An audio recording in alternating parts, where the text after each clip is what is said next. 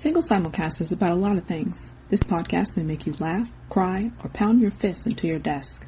If you hear something you like or something you don't, leave a voicemail at 916-572-9016 or email us at singlesimulcast@gmail.com.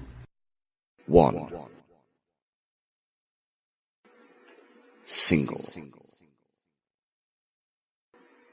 Simulcast.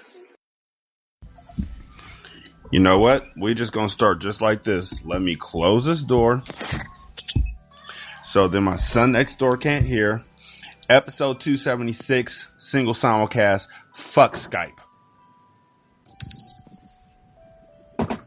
Fuck Skype. Fuck Skype. I hate Skype so much. Skype is, oh my goodness. No. Let me rephrase that. Let me be fair. It's not Skype's fault that Microsoft is a motherfucking asshole. It's not Skype's fault. That's like me blaming Tameka for Tyrone.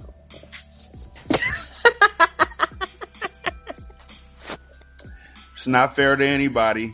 It's not even close to accurate. Nope. Microsoft is the asshole. Microsoft is the one that busts out updates that you can't do nothing about. Like, it doesn't even warn you that it's updating. I turned on Skype and it was just like, guess what? We don't work for you no more. Do you know the way?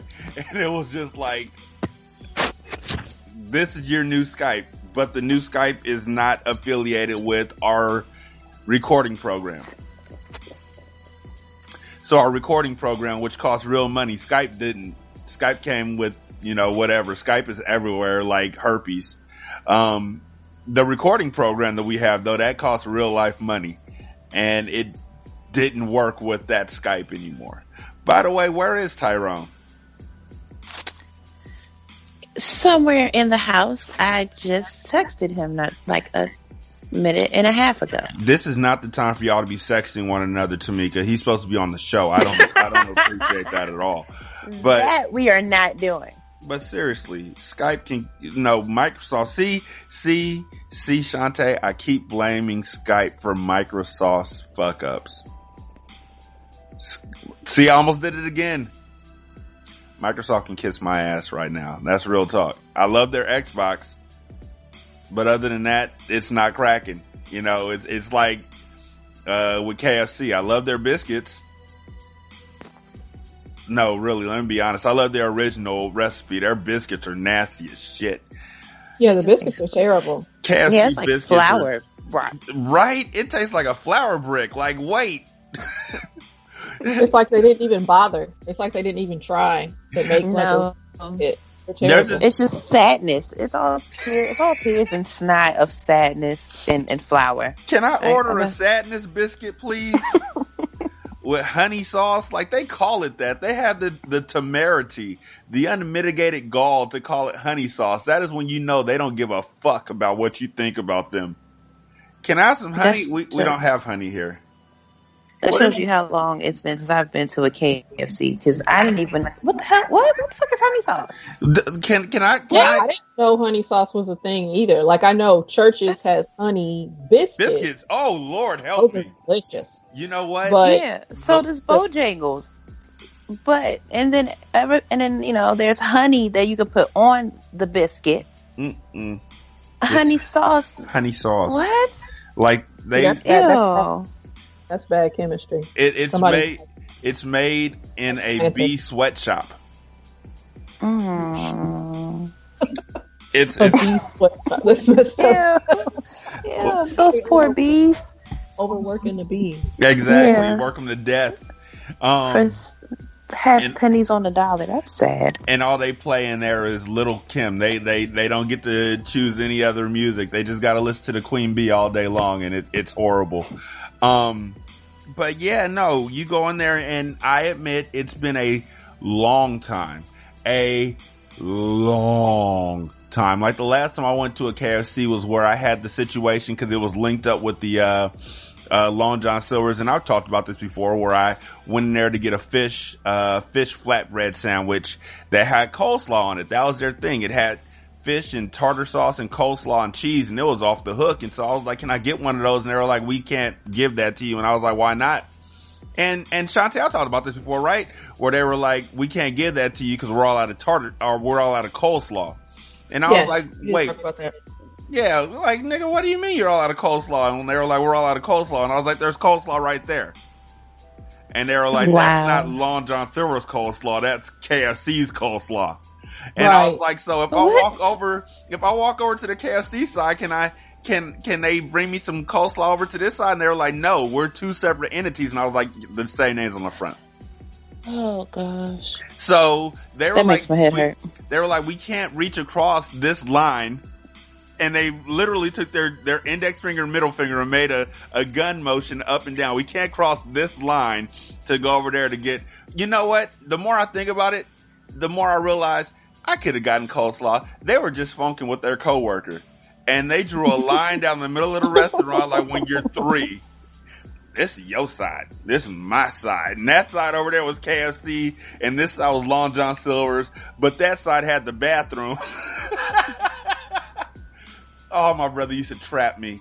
Oh, I hated the punk ass. He'd be like, the top part of the bed is yours. The bottom part is mine. I'd be like, ha ha, I got the top part of the bed. And he'd be like, yeah, but I got the door. How you gonna get out the room? Cross over to my side of the room and I'll beat you up. And I just sit over there and cry because I had to pee. But yeah, no. KFC have not been there in like multiple years. Kid Awesome is 10, so I haven't been there in at least 9 years. And well, 8 years. 8 years. And the number one reason why I stopped messing with KFC, quite simply, the KFC in this area, Tupac has a song where at the beginning it says, bow down to something greater than you, trick. Church's Chicken built a restaurant right across the street from KFC. Yeah, makes perfect sense. Yeah. Church's Chicken makes perfect sense. The more I eat Church's Chicken, the more I realize, and I don't care, this is not an unpopular opinion in my house. Not in my house. Church's Chicken has better spicy chicken than Popeyes. I said it. I haven't had Popeyes in years, so I have no fight. And I have no fight in this at all. I told the folks at church, if y'all just make a red beans and rice, we will be besties up in this piece. Cause it's that close. It is literally like you could, like the chicken at churches, you get the spicy chicken. I'm drooling. It is bright red. It looks dangerous. Like, if you eat too much of it, your nose is running and you are hurt. It is great. Shanta, you had churches recently, haven't you? It's been a long time, and I am not a big spicy spicy chicken fan. So you can add that to the whatever food things that I don't like. The list. Yep, same here. Same here. Yeah. I what I like is a decent, I guess, salt seasoning content to the chicken. That's what I prefer. I really don't want to eat anything that causes me pain or makes me think about what I'm eating. Like, oh my God, I don't know if this was the right decision. Like, that doesn't move. That doesn't move. I mean, that's what I think of as far as spicy food is concerned. It's just like all you taste is the spice. And it's just like, all I'm thinking about is how spicy this is. I don't want my meat to do this. Okay, well, let me add this to Shantae's list, sponsored by Chief Keef. That's the shit she don't like. So high five on that. Let me if I may have a moment, and let me really think hard about this. Yeah, got it. Okay, I got it. Let's go. 6 years ago, a bond was made. 3 niggas.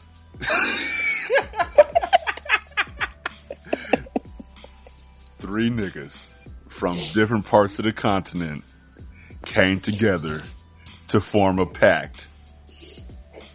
They were gonna podcast on their birthdays. And fuck you if you didn't like it. Them Niggas podcast is strong for the next 6 years. And here it is again.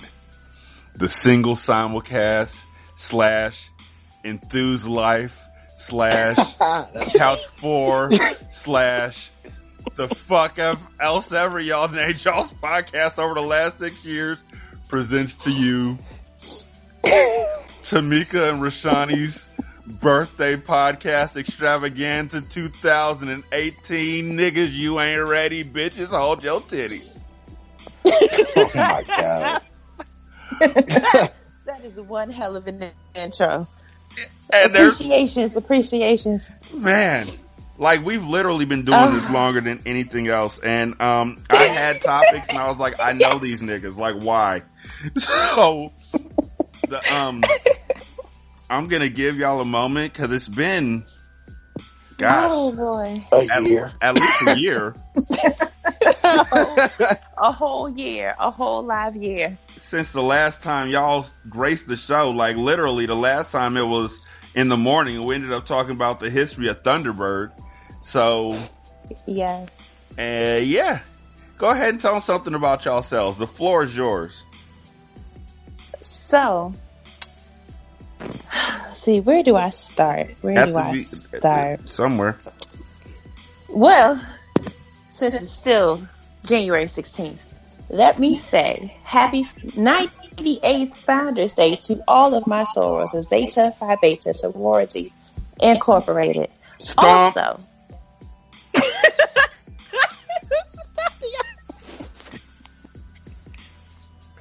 he legit just stomped the yard on me. Yeah, okay. I don't even really know how. I just play Atomic Dog and just clap a lot, and then I put my hands over my head and I bring one leg up. I'm actually doing it sitting down right now. Shanta, like bow, la da da da da da. Wait, that's Flashlight. See, I went to that's a white Flashlight. college.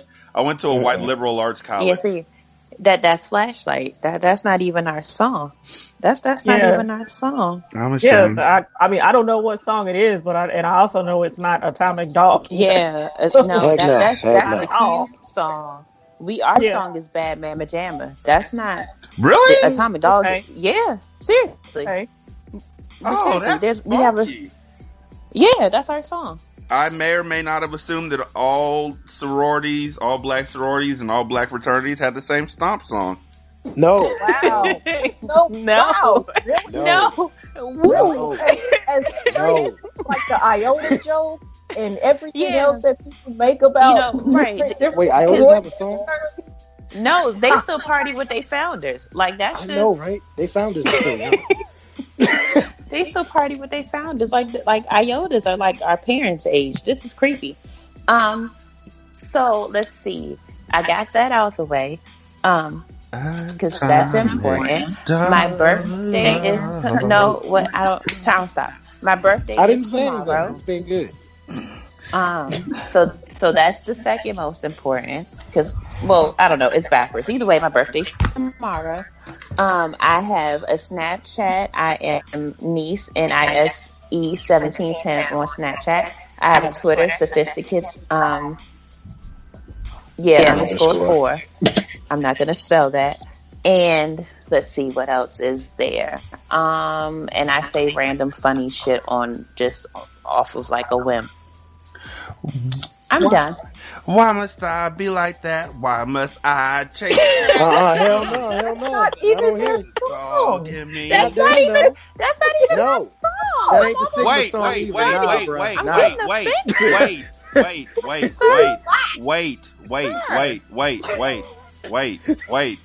Wait. Sir. I feel disrespected. I am disrespected. I'm disrespected. What are you doing? Wait. Shh.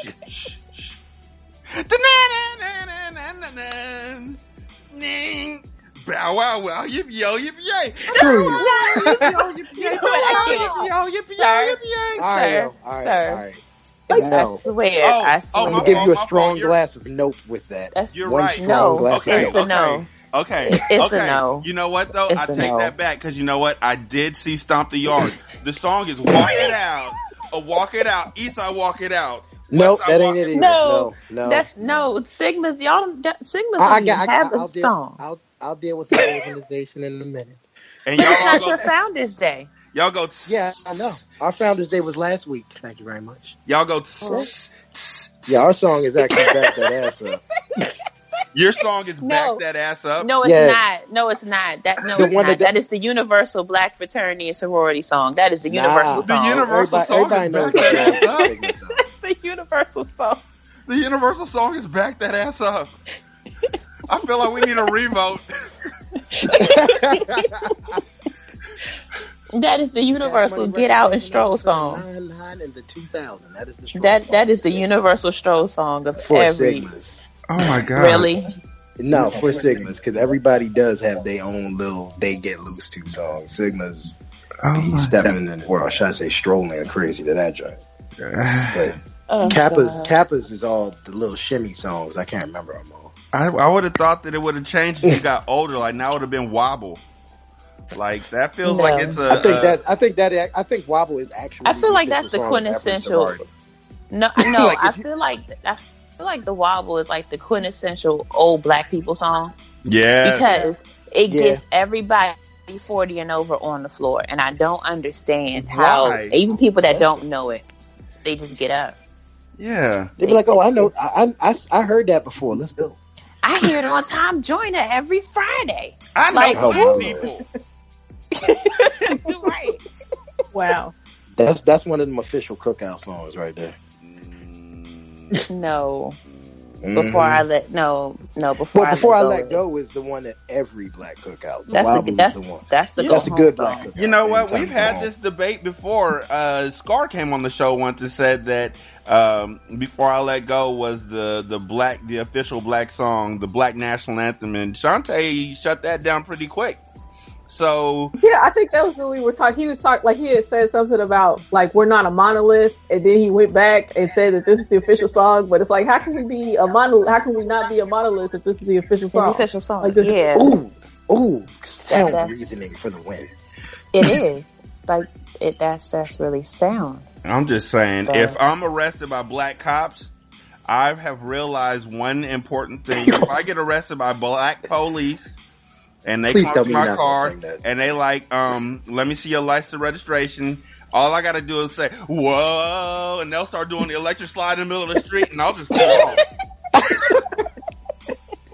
Oh man, hit those Frankie Beverly notes. Yep. Exactly. He can't hit anymore. And if a old white person pulls up to the window, all I gotta do is start singing Edge of 17. They'll be like, oh yeah. So there's certain music for certain folks that I can get out of trouble with.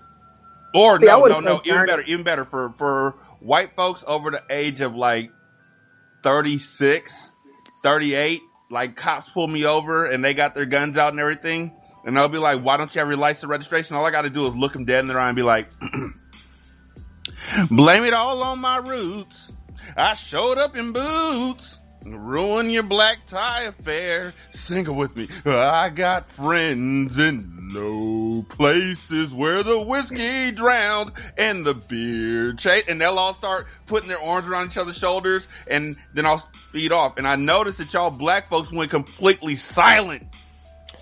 Yo, I ain't gonna lie. Yeah, I was trying to figure out where you were going. I didn't know that song while I was singing that. See, you gotta know these I feel things. like that's a drunk song, so I don't know if that will work for you. I feel like what you should have led with, what you got to lead with, is like you couldn't do a Nick Jonas song. Jovi. You got to do You got to do Bon Jovi. You got to do something. Oh yeah. You got to do Living on a Prayer. Living on a Prayer. Oh yeah. What's that Jersey song?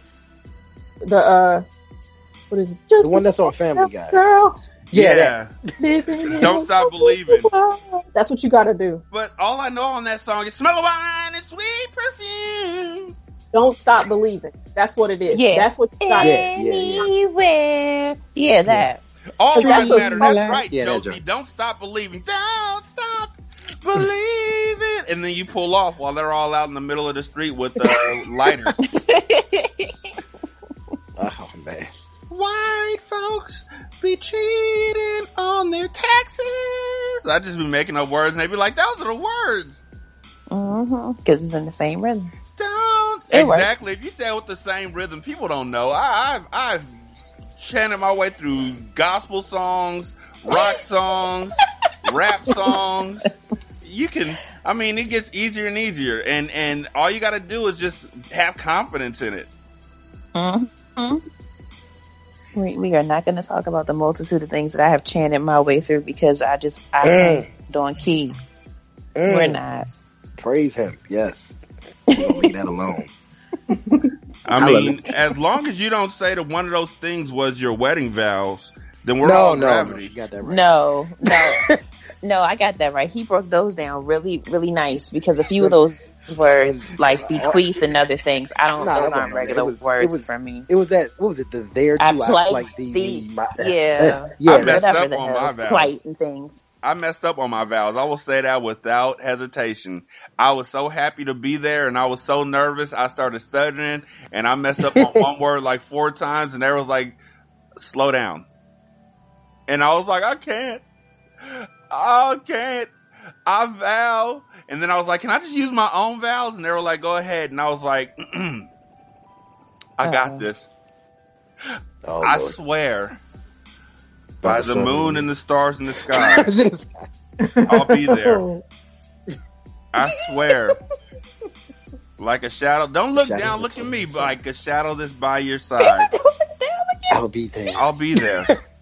For better or worse. For better or worse. Did you look like the R&B album cover looking off into the sunset? No, but you know what? I did ask them. I was like, hey, Judge, can you turn the lights down just a little bit? While I'm in the booth, can you turn me up in the headphones? Like I'm about to break it down on her. Oh my god!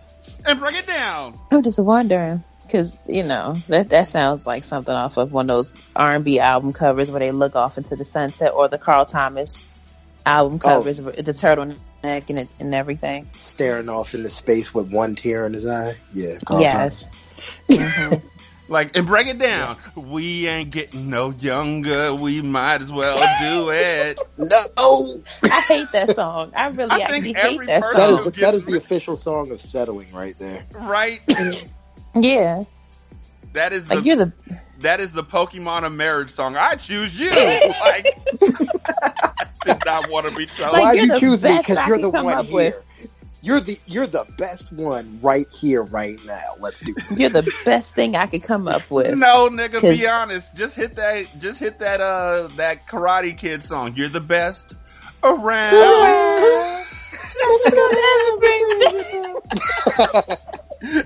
You are literally strike 5. Like, yeah. Wait. Can you imagine somebody proposing to you?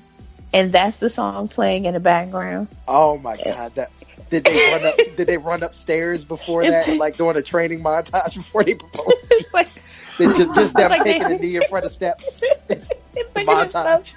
And you're looking down. Obviously, that's all you hear blasting loudly from the speakers behind him. Is just like, you're the best around. And then it fades into "Let's Get Married." Oh wow! Like if that was you know how these folks, you see these YouTube videos of folks popping up and doing what's his name, the guy, the Hawaiian guy who acts like he's black and sings with Cardi B. What's Bruno his name? Mars. Yeah, Bruno Mars. Folks he's doing the Filipino. videos of him doing "I Want to Marry You" and all those nice songs for engagements. If somebody popped out the bush and it was like, "You're the best,"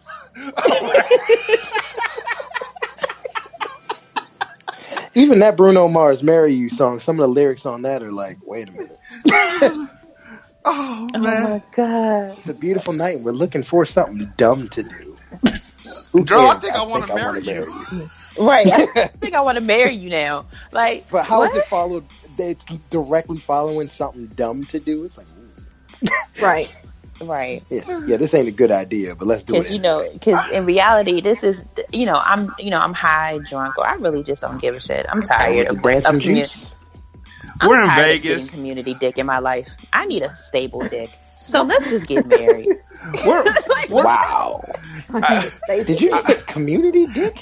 You know what, yep, Tyrone, community before dick. you go any further, They out there too. Shout out community dick because they out there. For real. Yes.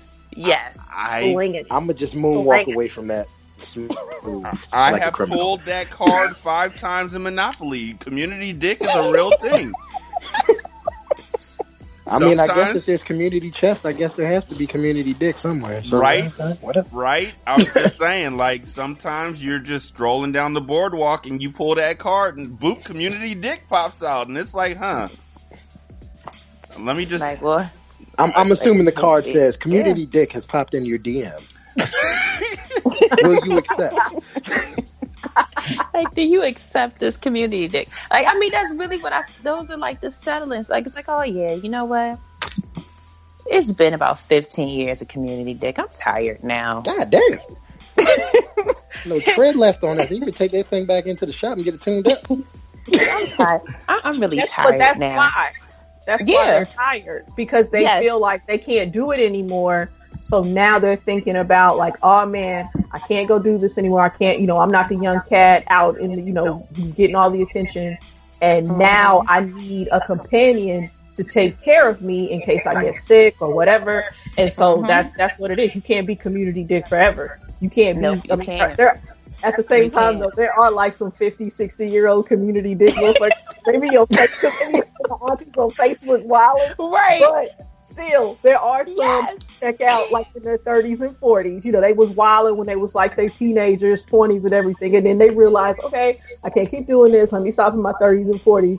And so maybe like the 40, 50, maybe like the 50, 60-year-old community dick. Maybe they like stopped being community dick for a little while, got married, and got divorced or whatever, and then now they back being community. Yes, like, now they're back because it didn't work. Well, at the 50s and 60s, I guess that would be more like library dick. That ain't really community dick at that point. It ain't passing out. You got to come borrow. No, that's still community. On Facebook, and they be clocking each other and everything. That's community dick. Damn. Yes. You start seeing the random post pop up talking about. Community dick. I wonder where. Edition. Talking about, sexy grandpa alert. That's community dick. Like, there's no way in hell. See now, sexy grandpa alert. Tell Eunice to holler at me. Where's Ethel at? Not Eunice and Dolores is sitting there talking about how the community dick hasn't been seen in 3 days. Nope. While y'all are discussing community dick, I'm over here doing what I always do, which is analyzing horrible lyrics. Oh Jesus! Which song you got now? And I really just don't understand how the fuck this song got like the okay. How did this get the go ahead, nigga? Lyrics go like this. See, first of all, which is a bad way to start a song. That is. Oh, this is Let's Get Married. That is a bad way to start a love song. First of all.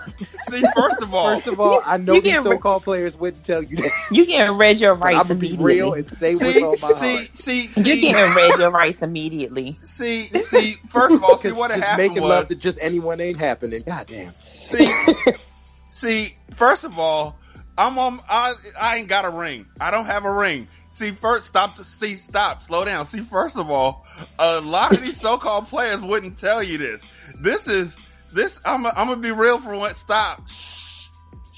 I'm gonna be real and say what's on my heart right now. I'm drunk. Stop.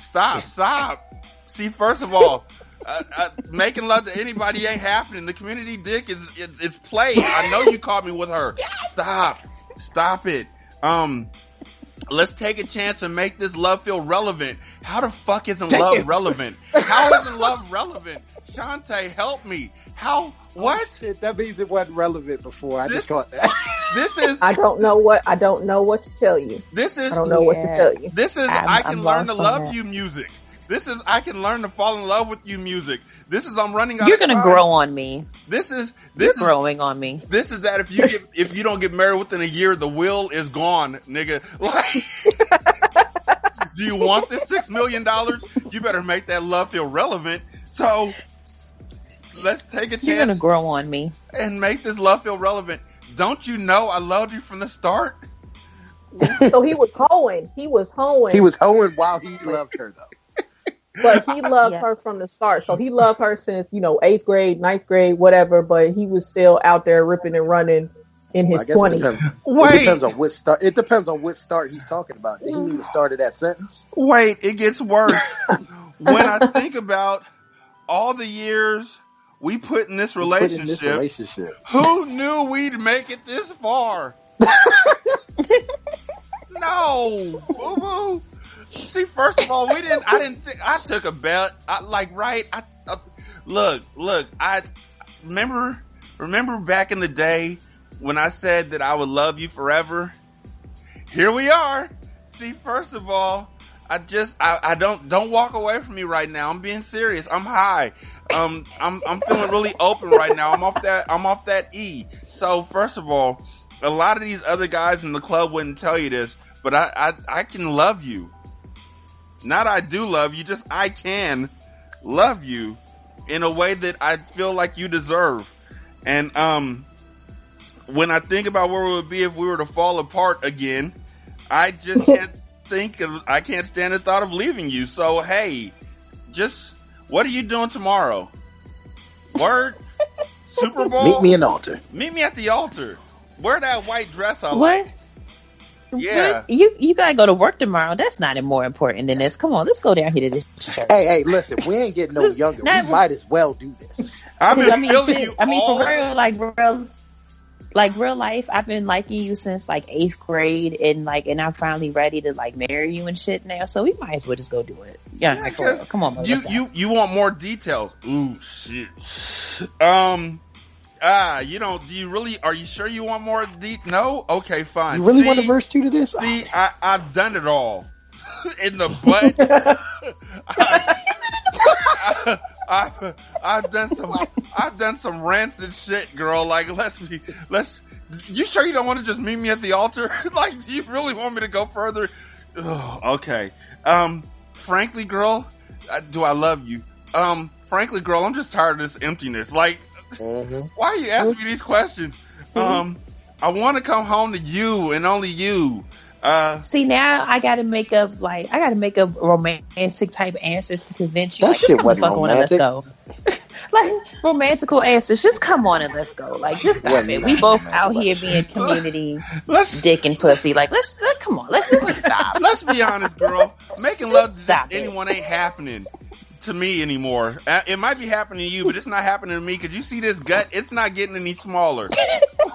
We ain't getting no younger. This gut ain't getting no smaller. Let's get married. When I was sexy and I was a player, I was okay with being out there. But now that my gut isn't going away and I don't feel like working hard anymore, let's settle. I mean, let's settle. I didn't mean settle. I didn't mean that the way it sounded. I'm drunk. Let's be happy together. I can learn to love you. I can look. You're going to grow on me in about 10 years. Look. You're growing on me. There's nobody in this world. There's nobody in this world who's a better spades partner for you than me, right? Like, I can look across the table and you know exactly what's going on. And yes, we are going to talk about nonverbal cues in just a little bit, Aziz Ansari. Do you think about us finishing something we started so long ago? Like, remember that puzzle we started back in 86? This is like that. I don't want to leave. You can't leave me until we finish this. Like, this is just horrible.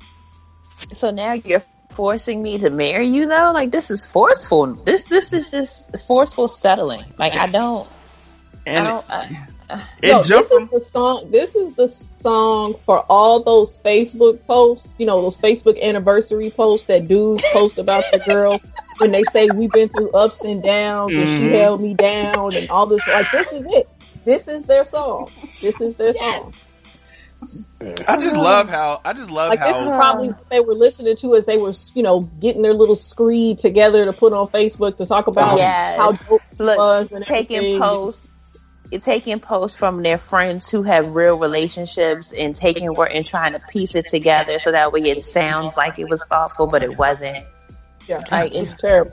With that song playing in the background as they typed and retyped it and finally just copied and pasted it with her picture. That was really, really, really specific. Yeah, that was really specific.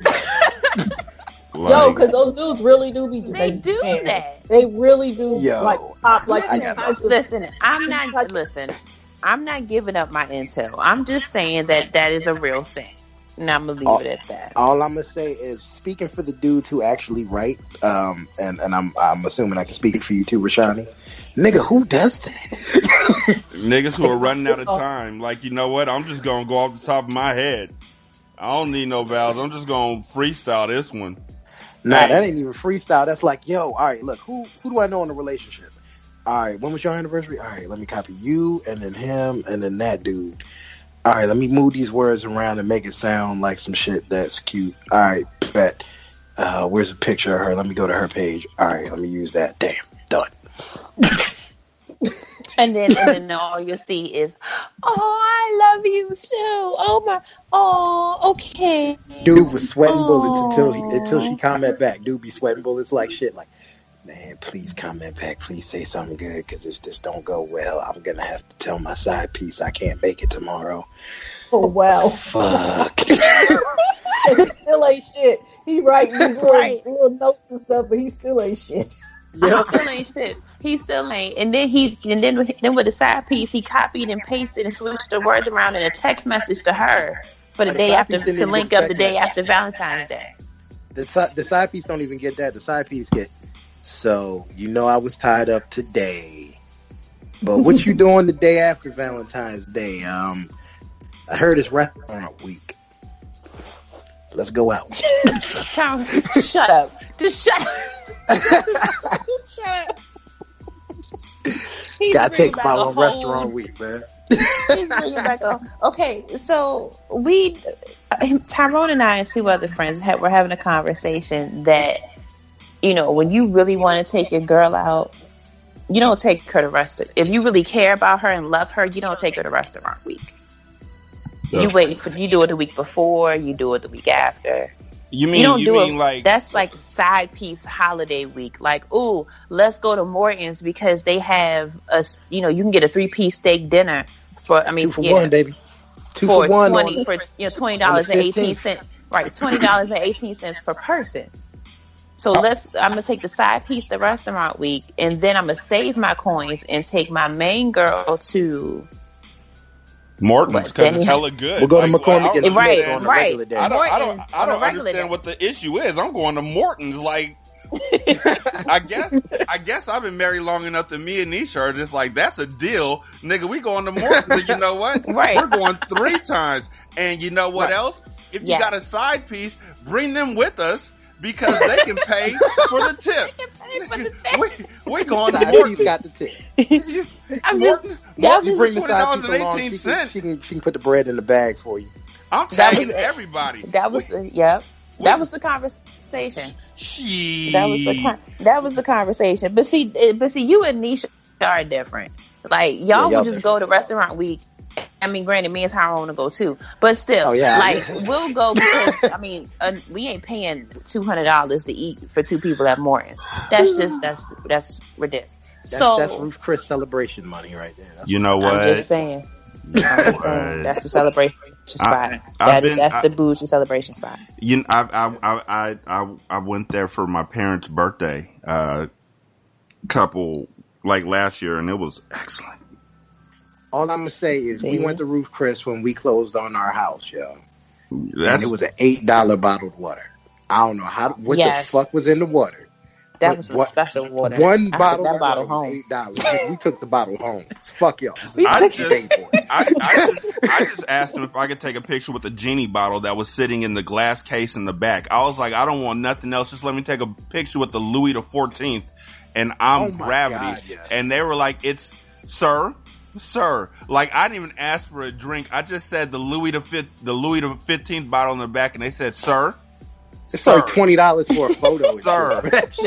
Sir. Right. Sir, we're not allowed to touch that bottle, sir. Sir, are you gonna buy it, sir? We can't even open up that cabinet unless you say you're gonna buy it. I said, why not? They said, sir, 1 shot, sir. It's like $100. Are you listening? Right? Sir, 1 shot is $85. I told you it was about $100. I said, what does that taste like? I said, what does $85 wasted taste like? Like, I almost want to try that. Just as soon as I win the lottery, the first thing I'm going to do is I'm going to get me a shot. and I'm gonna see what $85 down the drain tastes like. And if I better be drunk off one shot. That's all I'm saying. I better be just take a drink. Like, I better walk in there sober and walk out tumbling over my feet. Like, I better walk in there and take one shot and be able to tell you what's going to happen tomorrow. I better walk in there with one shot and fail the breathalyzers next week. I better walk in there with one shot and be like, and no, I didn't lose connection. Like, I better be in there one shot and everything just freezes up. Like, the world better slow down. Oh boy! Like, it better just go to. It better just go to straight radio silence. Like, I take a drink and I'm just froze. Like they come over to me and they're like talking like it's the Princess Bride and shit. Like, is he dead? No, he's almost dead. He's not all the way dead. He's almost dead. The only way you're gonna bring him back is with this chocolate. But this $50 piece of chocolate. Man, I'm gonna try it. But yeah. So I went this weekend and last week to see Proud Mary. I am going as many times as possible for the culture, and also because I feel like they didn't promote this movie properly. Based on the fact that so many folks have told me that they didn't even know that Proud Mary was a movie about with Taraji P. Henson about an assassin. They thought it was about Tina Turner. It just really shows me that they didn't do a very good job of promotion on it. So we went and saw it twice now. Have y'all seen it at all? No. Not yet, no. All right, well, let me just tell you, long story short, y'all need to see Proud Mary at least once in the theater, just for the opportunity to sit amongst, because it's always black folks that go into that movie theater. I've been there twice and it's full of black folks. Ain't no white folks even go in there yet. Like, they're scared somebody's just gonna stand up and scream out, reparations! And throw a box in the back of their head or something. But Proud Mary is an awesome, awesome action film. It's not the best movie. It's not the worst movie. It's just a really good movie to watch. Like, it's one of those movies where you could just turn off your brain and just watch and just enjoy it. But one thing that came to my mind while I was watching Proud Mary was the same thing that came to my mind while I was watching John Wick, which is the same thing that came to my mind while I was watching Bruce Lee movies back in the day. If me and 19 other motherfuckers walk up to beat somebody up, and that somebody turns around and starts beating people's asses, you're going to find 19 dead bodies. Because as soon as they beat up the 14th, or as soon as they kill the 14th person, I'm going home. Like, I'm not sticking around to see what happens next. You can shoot 2 of my niggas and I'm going home. I don't understand how gangbangers do it. If I pull up to a house to shoot up the house and they're already there and they're going to start shooting and they shoot somebody before we even get there, I'm going home. If I go up to a street fight and in the street fight they already done knocked 2 of my niggas out, I'm going home. I'm not a good gang member. I'm not a good follower. I'm going to go home. What? Somebody shooting? Is it us or is it them? I don't know. Call me up when I get home and let me know what happened. If nobody calls me, I'm just going to assume you're dead. In this situation, I could have gone home anyway because they killed everybody in the building. Like, I'm figuring whoever my manager was is also dead. So who gonna check me, boo? I'm going home. You can't stop me from going home. I don't think I'd be a good henchman at all. Even in video games. Like, you see them video games like Final Fight and Double Dragon and River City Ransom, where all these people just line up back to back to back and wait to get their ass whooped. Nah. If you're whipping my homies' asses, then we were meant to be friends. And you want to form an alliance real quick?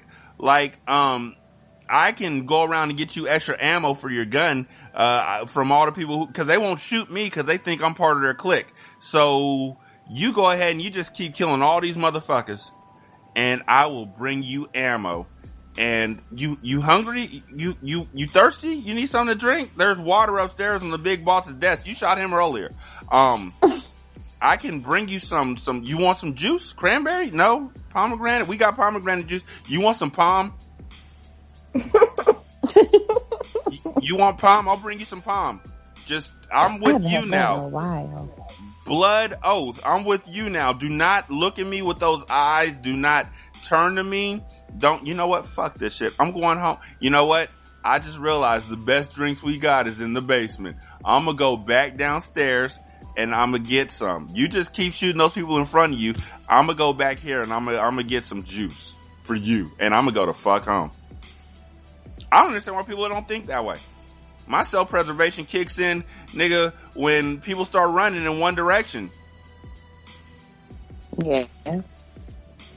True words. Truer words. And I'm deadly serious. I'm not a coward. I'm not nothing like that. I'm just a smart man, and a smart person knows when to hold them and when to fold them. Like, why should I follow these 20 people going in this direction? We gonna go kill this one person. Why all y'all need to be there? You know what that leads to? Friendly fire. Nigga, I'm not trying to die because you accidentally shoot me. Right. There's too many different ways for me to die in this situation. Either they're gonna kill me or you're gonna kill me, because I know you were furious when you thought I was talking across the table in a spades match with that girl that I was trying to meet at the altar in the white dress. So... Nah, I'm not going in there. I'm not going. That's too small of a and the first thing you do when you walk into those places, the first thing that always happens, the only happens. You walk into a lightly a bright ass building, bright ass warehouse, whatever, full of lights. The first thing that the good guy does is shoots out one light and all the lights go out. What the fuck? What the fuck? Nigga, what? I'm going home. I'm turning on my brightest flashlight app on my phone, and I'm Rambo crawling the fuck on out of here. Y'all niggas should creep around in the dark. Nigga, I ain't done this since I was 6. I'm going home. Fuck you. And fuck you too, George, because you know you owe me $5. And you never pay me back. I hope they shoot you first. Be a horrible henchman. I'd be a horrible boss, too. I'd be like, well, they killed 6 of our people, surrender. Surrender. They're coming after me last. I know they're coming for me. Surrender, nigga. Give her whatever she wants. Oh, she wants me? Alright, I'll be down in a second. Stall. Don't come up here looking for me. For no reason. Just trust. I'll be down in a second. Stall, nigga. That's my strategy. It's not cowardice. It's preservation. I will little finger the fuck out of every situation I can to stay alive. This is Aaron Rand Freeman. All my clones are dead, and you're listening to Single Simulcast. Hey, this is Rod and Karen from the Black Guy Tips, and when Karen isn't beating me, I listen to the Single Simulcast. Hey, this is Sherazar, aka Shami, aka Random Ass from the Third Side, also known as Some Call Me Sunshine. As always, this is Single Simulcast. What's up, everybody? This is Classic, CEO and co-founder of the CSPN Network. And when I'm not working on the many podcasts on our network, or just hanging out, I'm listening to Single Simulcast, and so should you. Hey, lovely people. Give these other lovely people money because they work hard and they deserve it, and they are an amazing contribution to humans everywhere. You're listening to Single Simulcast. You are listening to Single Simulcast, the podcast that allows you to have oral sex with your mouth and lick on some balls. That was simply sensational. Single Simulcast will surely surface speedily. Bitches.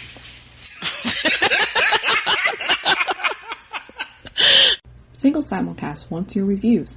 Leave a review on Apple Podcasts, Google Music, or wherever you listen to us.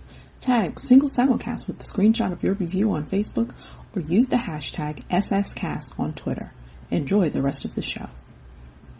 Hi, this is your man Jeremy from the Crown and Collars podcast, and you are listening to Single Simulcast.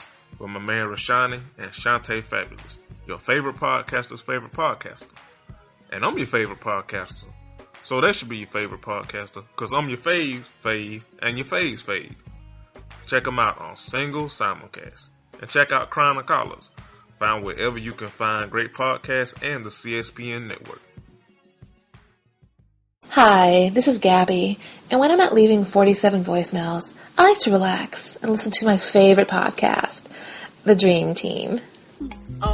Didn't Alec Baldwin get in a lot of trouble just by tweeting the name of he tweeted the name of, like, it was no commentary. He was just saying, he was just saying the song was good. He was like, I like Niggas in Paris. Right, and he was just saying the name of the song, and he got torched for that. That's what I'm saying, like, Bill O'Reilly came right behind him and said, and I like the song Niggers in Captivity. Bill O'Reilly likes the song Niggas in Africa, as in y'all go back. He's been trying to get niggas to Africa to happen for years. White folks have a secret handshake, like, okay, we slap hands, and then you slide it, and then you hold a piece of cheese to your mouth. But let's be real. Oh, wow. But let's be real, though. Like, the niggas in Africa is going to be like a white a barbershop quartet. Doo-doo. I ball so hard, these niggers can't see me. Wow. I ball so hard, these niggers want to be me. I ball so hard every day, every night, but then I take a week off because I'm white. I ball so hard, these niggers can't see me. I can't. The Dream Team is here. Why are you holding that Cheeto like a cigarette? Yeah, boo. In your mouth. Where's my mama's cigarette? Y'all know my mama, when my mother died, she was trying to quit smoking, and she had one of those cigarettes, one of them vapes. Nigga. So sometimes I walk around with it in my ear. Nigga. Wow. Nigga. I got a Lucy. She got Cheetos. Pam. Nigga. Pam was smoking. Did Pam know if the mid was still selling? That's what I need to know. Pam probably was selling the mid. Okay. Hey, my mama know how to get a couple coins. Man, this is my song for real. She was resourceful. My mother was resourceful. Oh, y'all, speaking of Pam, let me just tell y'all this real quick. When I cleaned up Pam's house after she died, the 50 Shades of Grey book was open on her nightstand. Pam was reading 50 Shades of Grey, and I saw a vibrator in her purse when she died, y'all. I know this. I said, I ran to my brothers and said, "What your mama doing?" Listen, that's why I love Pam. I gotta clean my life up before anybody find me. Pam trying to get up in that red room. You gotta go to the Lord, because won't He make you clean inside? Are you interested in supporting this Black podcast? Awesome! Become a Patreon member at www.patreon.com/singlesimulcast. And for $5, you'll be able to chat with the hosts during our monthly Q and Awesome session.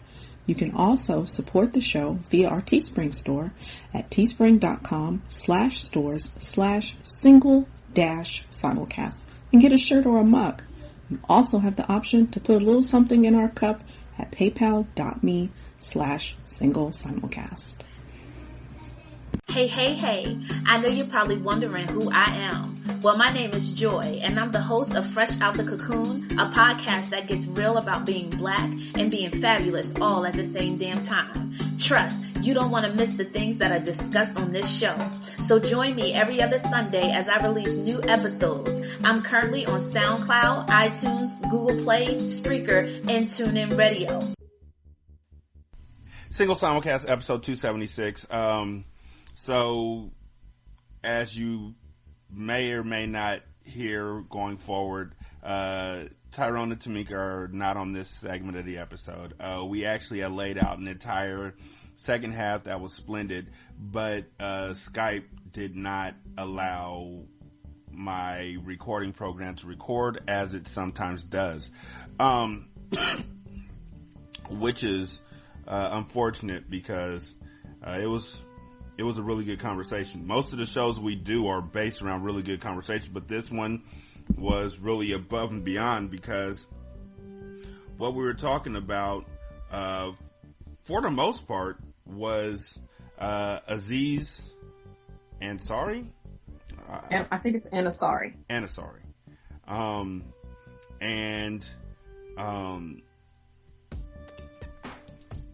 His see, here's the thing. I call it sexual assault. I do. There's other folks who are calling it a bad date. I don't see that one very well. Maybe I need glasses. There's other folks who are saying that it was just missed cues. Mm-hmm. And I'm actually kind of glad that we are revisiting this, because it's actually gotten worse as the week has gone on. For those of y'all who are uninitiated, hi. There was a young lady, I believe her name was Grace. I hope that's not her real name. If it is, no, then... it's not. It's not her real name. That Okay. is the name to keep her anonymous. Good.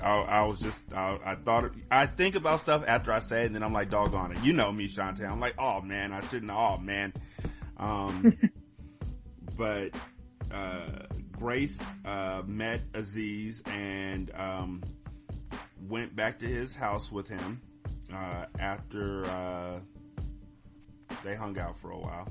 And to make a long story short and a lot less graphic, he tried many different ways to have sex with her. Even when she was like, I'm not here for this right now. I'm not cool with this. I'm not good with this. And it's one of those things that should not be a he said, she said sort of a situation at all. It should be a we believe, the person who is saying that these things happen to them,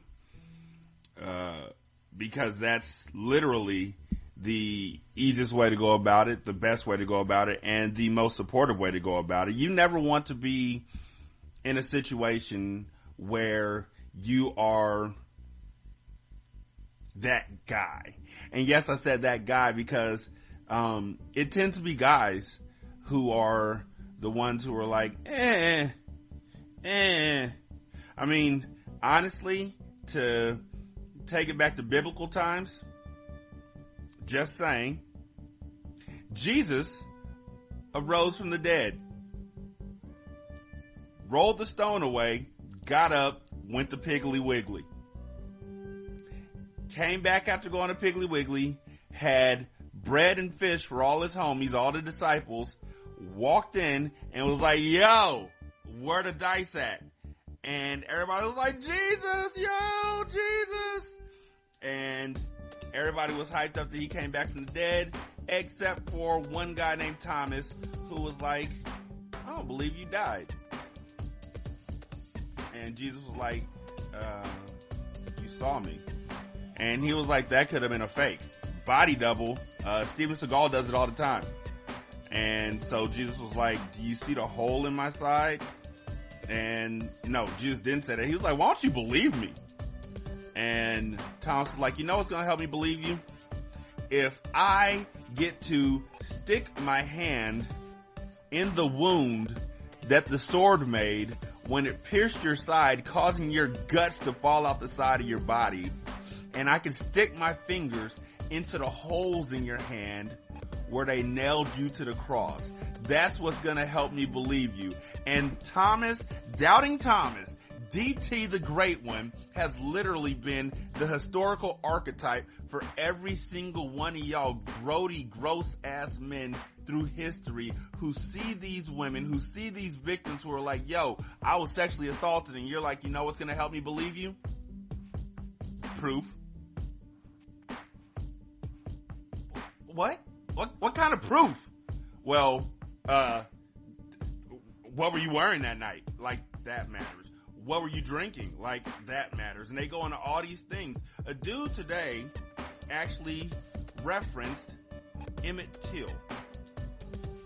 Ugh. Yuck. That was his reason that he didn't believe that this woman had gotten sexually assaulted, because Emmett Till, which is a horrible thing to do. It is so disingenuous. You don't give a fuck about Emmett Till. You don't even know the history of Emmett Till. Most folks don't even look. There's a lot of folks who know everything about Emmett Till. They know the climate. They know what happened. They know everything. I doubt this dude was one of them. This dude was just like, I got the trump card, boom, Emmett Till.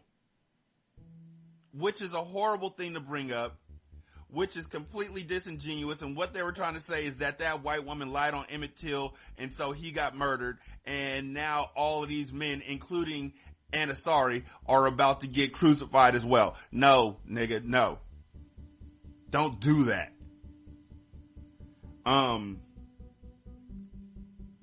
Ansari went on to force oral sex. Like, she was sitting on the counter and he tried to have sex with her there. She was like, no. And then other things happened. Like, he went multiple times to try and initiate sex. And when she told everybody what happened, he didn't even deny it. He was just like, I misread the situation. That's where we're at as guys now, where he could just be like, I'm sorry, officer, I didn't know I couldn't do that. And everybody's like, he said sorry. What's the big deal? It was the date gone bad. I've had bad sex before. This was bad sex. And I'm looking at people like, are y'all serious right now? You're going so far out of your way to support this dude, just to discredit this woman, just to discredit this victim. Are you serious right now? It really makes me sad. Shante, what are your thoughts? Well, the whole thing obviously sucks. It sucks for Grace having to deal with all these different people turning her situation into this, basically centering Aziz Ansari. You know, like, oh my God, he's gonna, like acting like his career is gonna end behind this, even though Netflix hasn't even made a move as far as Master of None is concerned. Mm-hmm. I mean, like you said, there's people who are still clamoring to defend him. So he's fine. Like, I'm sure as far as he's concerned, this feels ugly, but there's not pitchforks. Nobody's calling for a massive boycott or anything like that. And, Grace, the victim, is getting the brunt of all this. She's getting talked about by journalists, and the journalists are saying that her situation is somehow lessening the impact, I guess, of the Me Too movement, when these types of, we'll just fucking call it, these types of assaults, I'm gonna just go ahead and call it an assault, because that's what Grace is calling it, and fuck it, that's what it's gonna be. Mm-hmm. These type of assaults are in the wheelhouse of whatever we probably think sexual assault is supposed to be. I think a lot of us, especially when this first came out, a lot of people were caught up in the legality of it. Like, they're reading the article and saying like, okay, this doesn't constitute legal sexual assault. And part of me was just like, yes, but this is still fucked up. This still isn't okay. We still need to discuss how men interact with women as far as sex is concerned. She ended up, like, by the time this was all over with, she was upset. It wasn't like people calling it bad sex. Like, I'm sure a lot of us have had bad sex, and you have bad sex, and you're kind of just like, I could have done anything besides this. But you're not crying. You're not devastated by the situation. It's just like, oh, this was some bullshit. That's not what she went through. You know, she went through a dude finding a way to jump over her boundaries. You know, she kept saying like no without saying flat out no. And I think it's fucked up that people are insisting that she had to have said like no, you know, and like maybe punched him in the face and ran out of the room or ran out of the house or whatever, because they're completely ignoring what it's like for men, women to interact, you know, where she doesn't know where this is going to go. She doesn't know if this is going to get worse than it already is, you know, so she's trying to manage it in a way without it probably turning into something really, you know, probably what we think is going to be something really, really terrible. Mm-hmm. Even though this is still bad. This is bad. And it's bad because you have a man who, his persona, you know, the way that he makes money is about him being a really cool dude. You know, it's about him being a really cool dude. It's about him, interacting with women respectfully and paying attention to them and all this different kind of stuff. And I mean, hell, he had, you know, in the second season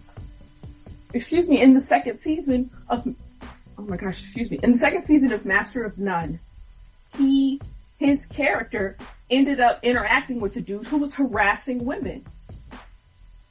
So he was obviously supposed to be the good dude who was like taken aback that that someone he was cool with was doing these things. He felt like the dude was fucked up. So that's something else. That's like, oh, he must be cool. He must not be like those cats over there. But obviously he is. Mm-hmm. And it's a lot of dudes who are like that. And that's why it's important that we talk about this, that we need to discuss, like, that it's not, that sexual assault is not just whatever we think happens in a movie. You know, whatever that kind of thing. Because I'm not trying to get sued. I'm not trying to trigger anybody with any, like, you know, graphic or whatever. But just, we know what we think it's supposed to be. But there's other things. And this is in that wheelhouse. You know, I thought, it was Danielle Butler. She wrote a really dope article for The Root and was basically saying, like, look, y'all gonna have to basically deal with the fact that y'all feel some kind of way about this. You know, y'all feel some kind of way about this portrayal of this person and the things that this person did, because this is part of the conversation too.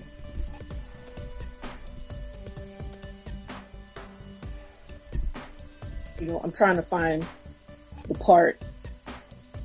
Yeah, she says, I'm going to read it, what's one of the things she says. She says, the takeaway from Grace's anecdote isn't that we should consider every regrettable or uncomfortable sexual interaction as assault, though this anecdote described more than mere discomfort. Remember, sexual assault encompasses more than rape. This isn't about bad sex. It's about examining how dysfunctional our sexual socialization is for us to read that instance and chalk it up to merely being normal and clumsy sexual experience.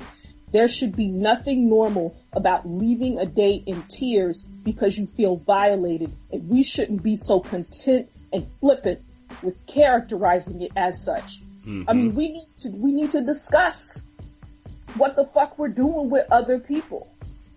And how we are probably, you know, a lot of women felt like it felt familiar. That's fucked up. This shouldn't feel familiar. And there's probably some dudes who are probably trying to, you know, ice themselves out and pretend that this shit ain't familiar to them. But it probably is. I'm certain that it's familiar. Because, I mean, there's so many different ways that I have seen men advance themselves on women, whether successful or unsuccessful, that there's no way that you can't say that you... Let's put it like this. Back in the 90s, there was 90s, early 2000s, there was a saying about camping women. If they don't do what you want them to do, you're going to leave them. These guys would drive the women out to a hotel or someplace like that after the club, and if they didn't do what you wanted them to do, you would then get into your vehicle and leave, leaving them stranded. There were gentlemen who would say that the whole thing is in the thrill of the chase. If they say no, then they just want you to pursue them more. Women want somebody who's persistent. These are ideas that have been in the ideology of men for an extremely long time. And I think that one of the things that needs to be pointed out as far as Ansari goes is that Aziz, right? The thing that needs to be pointed out as far as Ansari goes is that he's not the only guy who will assault a woman or attempt to assault a woman and then leave out still thinking that he was a nice guy and that he handled it well. Because guys don't take the time out to really look at how their partner is handling what they are, how their partner is processing or what their partner's feeling. And there's nonverbal cues that are being given that guys aren't, they receive them. I'm not even going to say that they aren't receiving them. They receive them. They just don't want them.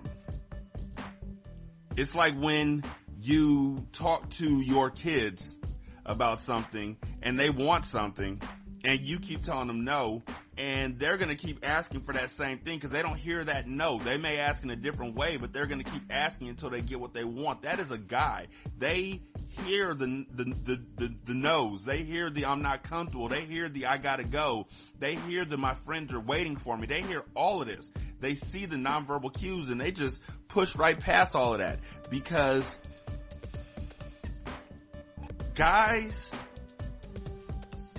are taught through toxic masculinity, through years and years of it. I was taught from a very young age, you have to get a girlfriend.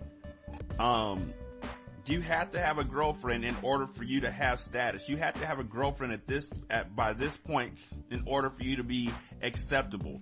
And the point was, I think 11. It was a very young age. And you'll talk to guys, you'll hear from guys who were, and guys, if this was you, feel free to call in 916-572-9016 or email us at singlesimulcast@gmail.com or just tweet at us with the hashtag SSCast. There are guys who, from a very young age, were chasing after girls. They were called desperate. They were just hoping to be in a relationship because it had been pressed upon them so vigorously that you needed to have a girl in order to have this status. And then as you got older, you needed to have sex. The primary focus of a teenage boy to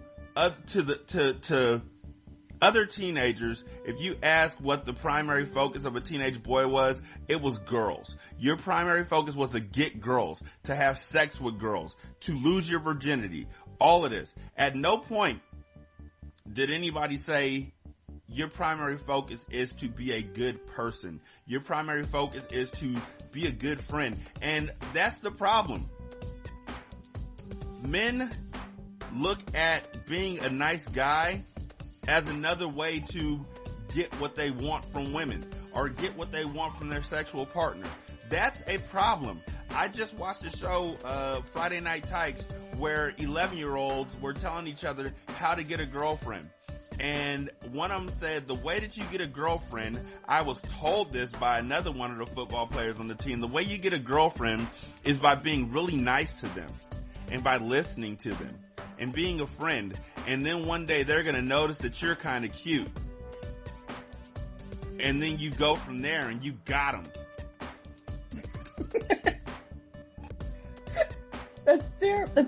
That's so terrible, because if it had went like, oh, you're nice and you be a good friend and maybe she'll notice you, and then kind of left it at that, it sounds really sweet. But when it's just like, and you got them, it's just like, it's like you set a trap. It's like boys are being taught to set traps for girls, and obviously men take that, continue that on.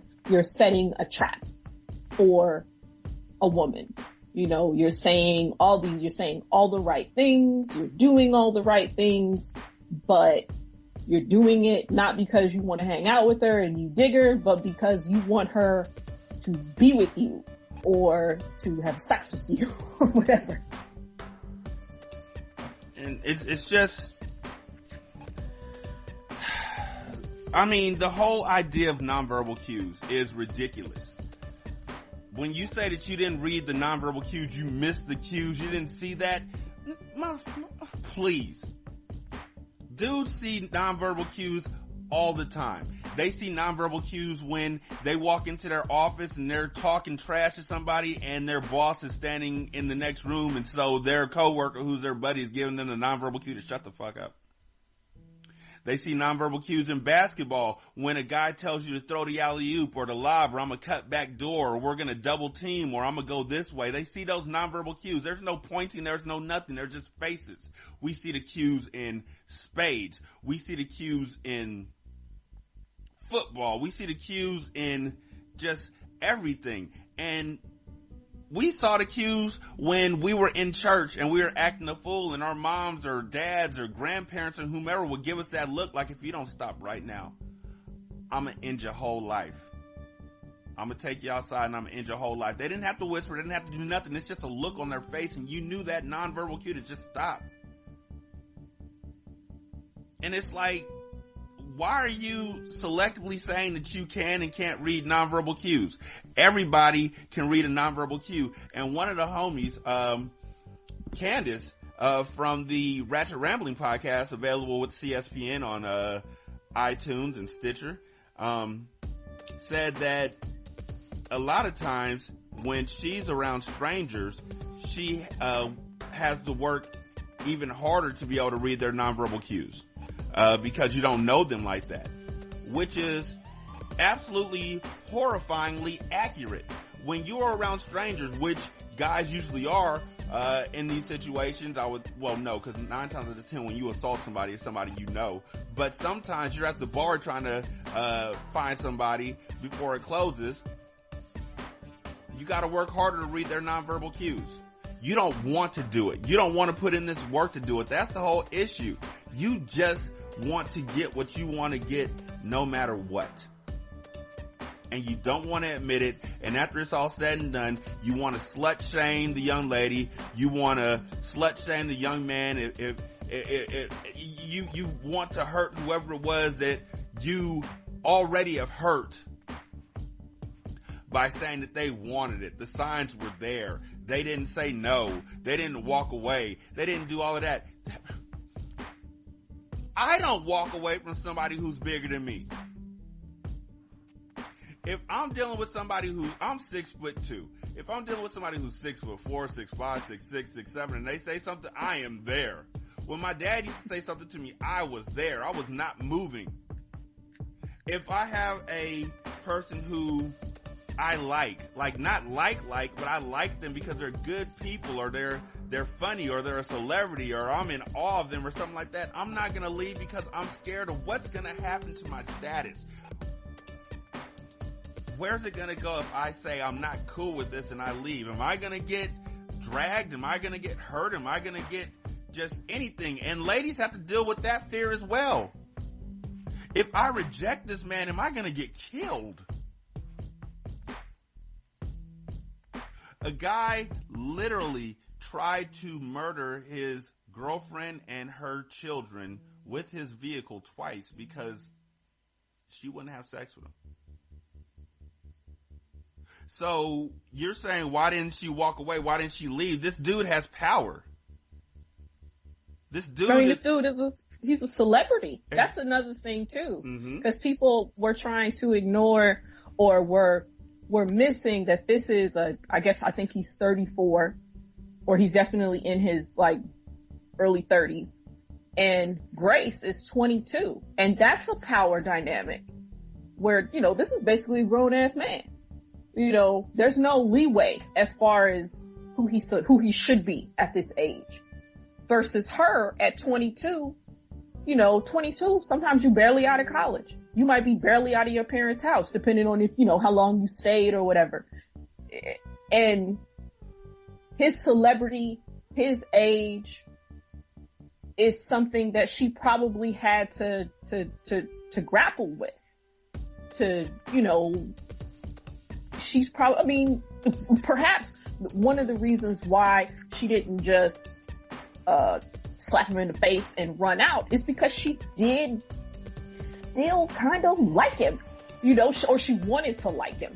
She didn't want it to end like this or whatever, because he seemed like he was a cool dude, so maybe he would be the cool dude that she thought he would be. You know, but obviously that's not how it turned out, and that's messed up. But she shouldn't be blamed for that type of hope. Cause I mean, it seemed like I don't know, it seemed like he was a cool dude. I was kind of like surprised when this all popped off, you know, at first. You know, it was just like, oh man, fucked up. But then it was just like, then I kind of pushed that away, and it's just like, man, any of these motherfuckers can be out here doing this stuff, regardless, whether they like shitty, you know, on TMZ all the time, or they're donating money to XYZ and being all, you know, supportive and emotional and shit on the side over here. Anybody can do it. So nobody's exempt, I guess, as far as I'm concerned with stuff like this. It's just, there's really no way to say this. Yes, there is. Fuck it. I'm gonna just say it. Y'all motherfuckers is full of shit when you say that, I don't know how to ask for consent. I don't understand what that means, asking for consent. Talking to you guys. Right now, I'm directly talking to you, and if you say, why aren't you talking about ladies? Because ladies at a horrifyingly alarming rate are much less likely to assault men than men are to assault women. Talking to you guys, let's talk about consent for a second. You're in a vehicle with your homeboy's driving, you're riding in the passenger seat. Please don't holler at women from the passenger seat. I mean, just don't. I tried it. It's a failure because I had to talk across the person who was driving to the person who was driving the other car. Like, it wasn't passenger seat to passenger seat, it was passenger seat to driver, which is like above your station. Unless you're like Danny Glover from Proud Mary and you just got other people to drive you around. Even then, don't, he's a horrible person too. The guy from Proud Mary, not Danny Glover as a whole. I don't know how Danny Glover is. I just want to send out that whole thing before I get a message about Danny Glover and his philanthropic acts. But you get in the car, your homeboy is driving, and as y'all are driving down the street, he turns a song on Spotify or on the radio or whatever that you don't like. What do? Do you A, just ride it out, dealing with the music and hoping that the next song will be better? Do you B, say, hey man, can I change this song? I'm not really feeling it. Or do you C, just reach out with your grubby hand and change the radio station? Each and every one of y'all know the rule. don't touch somebody else's radio. You don't change the station without asking for permission. That is like literally a spoken rule. You do not touch another person. They talked about that on Rush Hour. You don't touch a black man's radio? You ask for consent. When you are crowding somebody's space, 9 times out of 10, guys are asking, yo man, is it cool if I stand right here? I'm waiting for somebody else. Like, we give a full explanation about why we're standing so close to somebody, because I don't know. Like, I guess they don't want to seem like they're just pushing up on somebody. And here's a side note, just a trivial pursuit that I thought of earlier today, but couldn't get my thoughts down well enough to type it on a computer, or maybe it was just too early for me to formulate my thoughts, but here it is.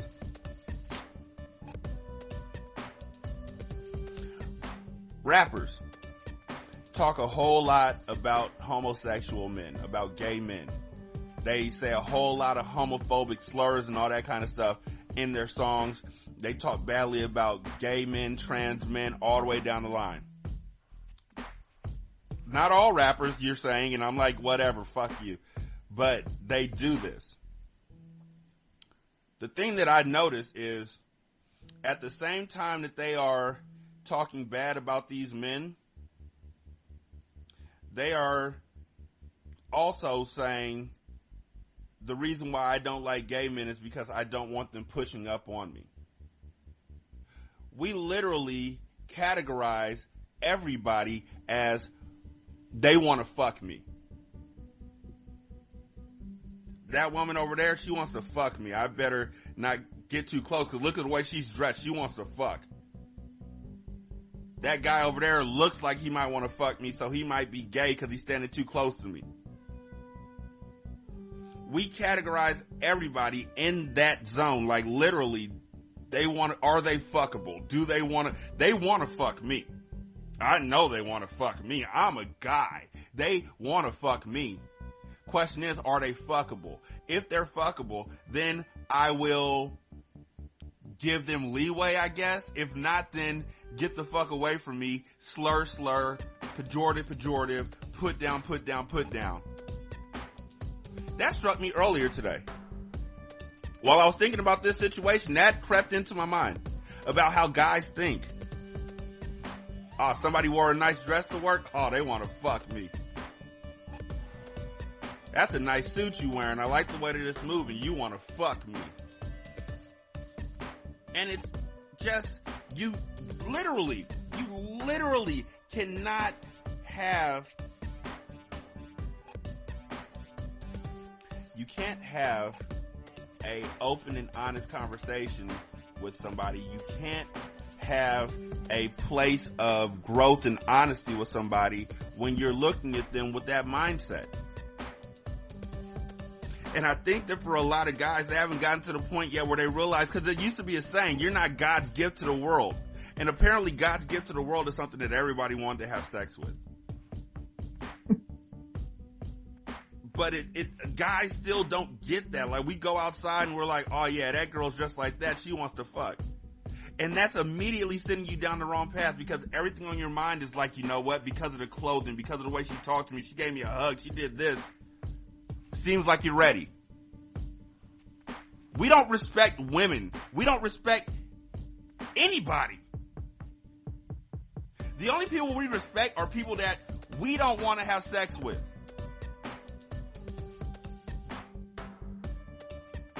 Be real. The only people that you respect are the people that you don't think you have a chance with, or that you don't want to have sex with. Because if they don't look good enough, you are rude as shit. And if they look amazing, you are rude as shit, and you give off vibes that are just horrible.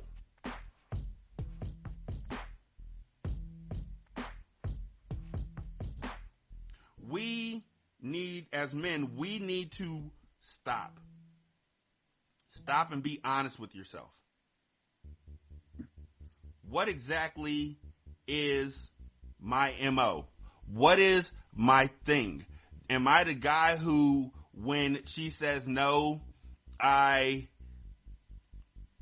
try and change the subject and laugh it off and then circle back to it later on? Because if so, you're an Ansari.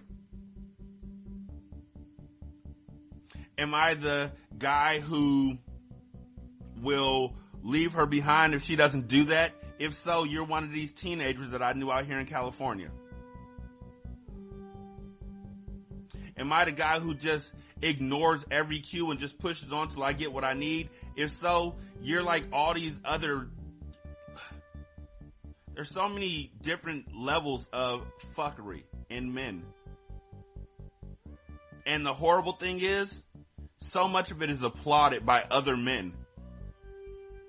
So the only folks that we literally will respect enough to change our ways if they tell us not to do this are applauding us for doing it. You get that? Oh yeah, you's a man now. What? Seriously. I don't know. And you know, you see these videos on Facebook or these pictures on Facebook where it's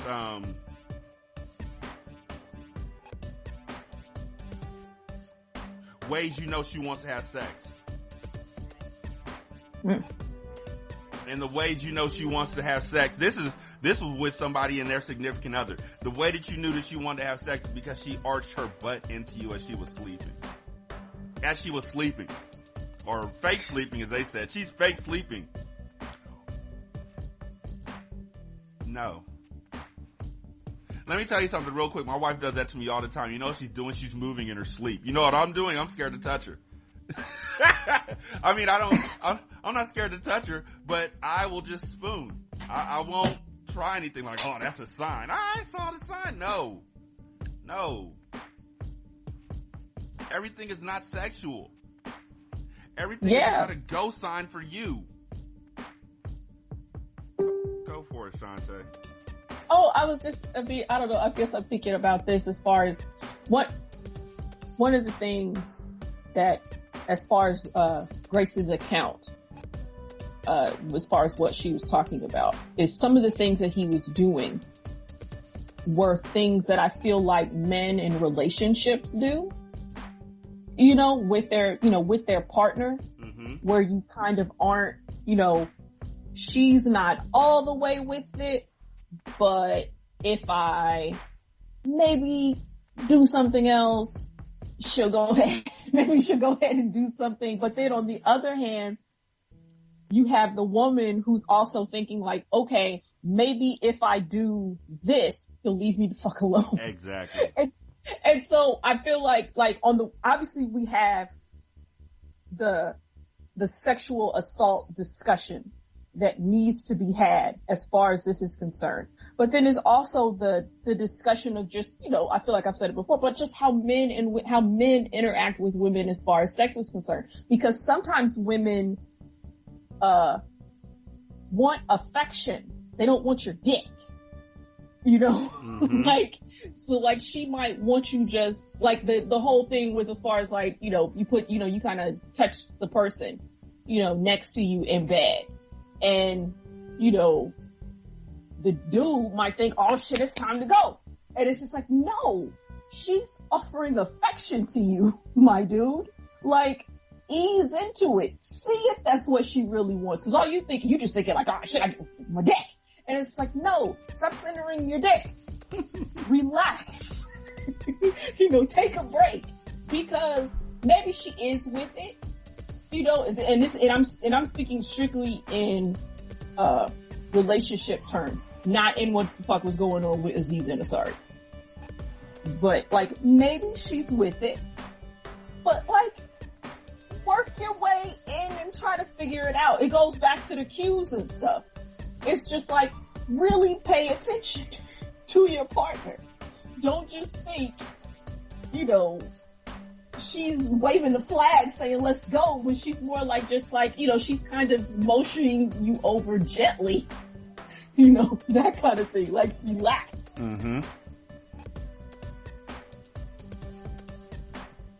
But we can't see those cues. That's what they say. She was waving me over, so I was like, oh, you know what, guys? Golly. I am absolutely confident that for a lot of guys, the first time that they heard the word clitoris was when their friend told them, hey, if she's saying she doesn't want to do this, just rub her clitoris a little bit and she'll change her mind. And so guys, because I've seen it on Twitter, I've put this together in my head, the 2 + 2 = 5 scenario. I've seen people on Twitter talking about if you stick your finger in her clitoris, she'll get wet and she'll be ready for you. If you rub her clitoris, then she'll want to have sex with you. You can stick your dick in her clitoris. Fucking yikes. Exactly. In it. No, but you know what though? I feel like it's a lot of dudes, regardless of what their angle is, whether it's like, yes, it's a lot of dudes that really do feel like that. And that's how they approach sex. But the whole thing with that's still centering your dick. Mm-hmm. You're not centering her pleasure. Your idea is, let me get her to a point where I can, not let me make sure she's with it so we can have an experience together. It's basically like, let me be able to, I don't know, it's gross. It's just like, motherfuckers be out here having sex with women and basically using them like a masturbatory tool. Like she's alive. She's obviously not a blow-up doll or anything, or a sex toy or something. But they're kind of treating it in the same way. It really don't matter. They just want to, stick it in. And it's really fucked up. It's not cool. So, yikes, as far as that's too. Don't stop trying to just, I don't know, sex should be a good experience for both people. Mm-hmm. I mean, that's really what it comes down to. And if your focus is only on you, then that's just not, like, why? Why you wanna do that and only have it just be for you? Like, especially this, I don't understand it. The definition of the word conquest: the act of processing or conquering, or something conquered, especially territory appropriated in war, or B, a person whose favor or hand has been won. I've heard way too many people refer to sex as a conquest. Men, of course, talking about sex as a conquest.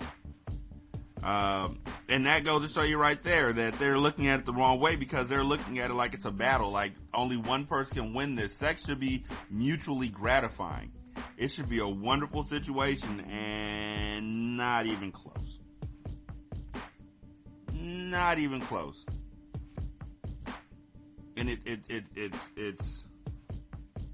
it's almost laughable how many guys are willing to push past the idea of sexual assault to protect the fact that if they were in the same situation that Aziz Ansari was in, or any of these other lower level, not lower level, but any of these other nice guy people who were assaulting people, if they were in that same situation, most of these guys will likely do the same exact thing and not see anything wrong with it. You just got to turn on the charm. The fuck does that mean, Charlie Brown? Like, seriously. So, he's not going to get in trouble. Like you said, Shante, if he was going to get in trouble, Netflix would have stepped in already, because they canceled Kevin Spacey, like, immediately. Yeah. Nothing's going to happen to him. His next season will come out. He's just won Golden Globes or Emmys or something. Like, he's pretty much, they're going to stand with him. Yeah, I mean, he got to go. The whole jump. I think part of the jump off of Grace's account was because he had just won. I think the Golden Globe. He had won the Golden Globe like that Sunday, and then sometime later on in the week, you know, she told her story, or her story was released, or whatever on Babe.com. And as a reminder, folks who are like, what took her so long to talk about it? Why didn't she report it? Why didn't she go to the police? Why didn't she push off them? Likely because of folks like you. Pretty confident that if she had actually been, if she had put her real name out there, she'd be getting death threats right now. Mm-hmm. Definitely. So the only thing that's stopping her or keeping her from your direct ire is the fact that she did not put her real name out there. So when you say, why didn't she go to the police, it's because of people like you. Folks who are unwilling to be anything but a fan. Folks who are unwilling to see their phase as anything but sublime when you don't know anything about them. Besides the fact that he said he started the treat yourself. Yeah. Okay. He didn't even write that shit. He just said it. So, in all honesty, he's troubling to me. He's this problematic as shit, as fuck. He admitted as such. He said that he couldn't read the cues. So now all these guys who are talking to, and ladies who are talking about, I don't think it was assault. I don't think that this happened. What do you call it? What do you call it? Shante, got any shout outs? Yeah. Shout out to everybody who listens, and I hope that the people who are listening to the show, if they're paying attention to this Aziz Ansari story, I hope that they are rethinking their ideas about how men interact with them, how they interact with women, how just, you know, mostly I'm hoping that men are thinking about the way that heterosexual men, you know, are thinking about the way that they interact with women. Because right now I feel like people think that what the fuck he did, you know, what Aziz Ansari did was normal. And I think they need to really understand that it shouldn't be, that it's not. So hopefully they're picking up on that. I want to send a thank you to Sasha Kenton, who left a review for Single Simulcast on the Facebook page, 5 stars. She said, or they said, this go-to podcast for opinionated, up-to-the-minute discussions on current social events with honest analysis and fun back and forth is my favorite, popular, real, and easy listen from people who are both wise and feel like your best friends. I just want to mention the fact that when she says wise, she means you. I am. I'm sure she's talking about both of us, but that is my homegirl from NYU. So I appreciate her leaving a review on the podcast, because that's what dope friends do. Yeah. Dope friends leave reviews on your podcast. Exactly. If you want to be a dope friend, leave a review. This is me guilting motherfuckers into leaving a review on the podcast. Leave a review. You know what? If you're listening to this, leave a review on Facebook, because I know it's bullshit trying to, you know, log into iTunes on your phone and trying to leave a review, or trying to do it on Stitcher, or trying to do it. A lot of times it's easier to do shit on the PC, but a lot of times when you're listening to the show, you're not on your PC. So if you're listening to us on the phone, you know, go to facebook.com/single simulcast and leave us a review. You know, I know you got Facebook. I know you do. So that would be really dope if you made that happen. And we're grateful. Thank you to everybody who's been checking out the show. We've been trying to pretty much flood the market this past week with reminders about this episode, as well as What About White Men. I have 95% of a parody song for that written.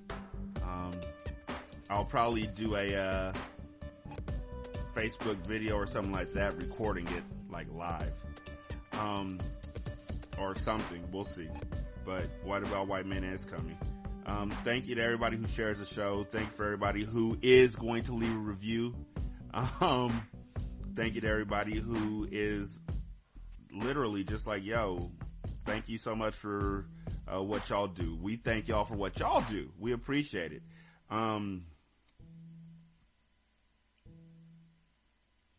Take a look at our Patreon. We still need a few extra to push us over the top as far as crowdcast and everything that we want to do. Plus, like I said, we have goals that are larger than what you may be expecting at this point in time. That's about it. Just, guys, stop. You don't have two heads. You don't have two brains. You have your head, you have your heart, and you have your penis. There is no way that you can tell me that your penis should override whatever your head and your heart are thinking. Like your penis is the bad guy in this situation. Stop doing that. Stop saying that. And stop saying the devil made me do it, because 9 times out of 10 in this situation, the devil is you. This single simulcast. Y'all be good. We're out. Peace. This is Single Simulcast. Don't know by now that you slip.